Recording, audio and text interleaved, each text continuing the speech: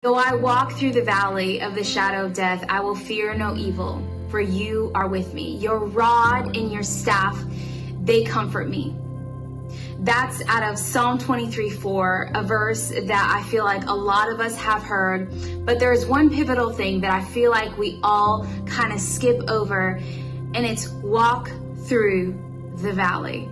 I feel like a lot of us are in this season of walking through a valley where things are so uncertain. We don't know what's coming at us next. A lot of people are in a challenging spot or in a place of transition or shifting. And I want to tell you today, and I want to encourage you that God is with you. Scripture promises and tells us that He is with us. What changes the game is our response to the valley that we're facing. This week I was reading in Acts 16:24 and 25.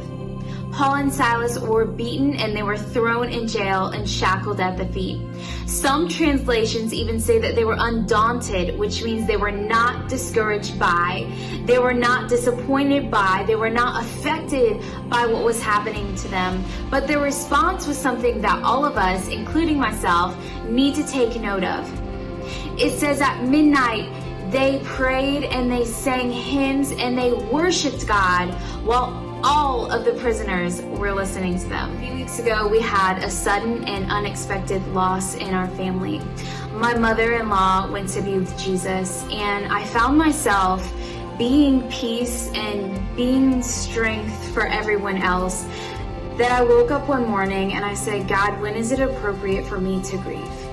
And my next response was to pick up my guitar and sing hymns. I sang Old Rugged Cross and things that just ran deep in my heart.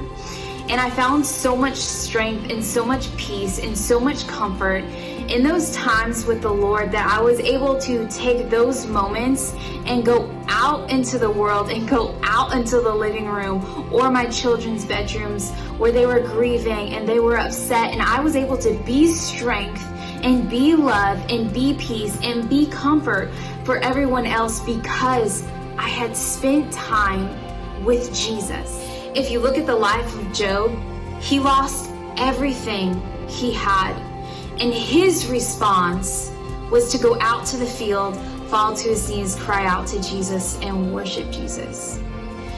So I want to challenge you today, if you're walking through something that is difficult for you, that is challenging you, that is testing your faith, yeah, I said it, testing your faith, I want your response to be to worship Him.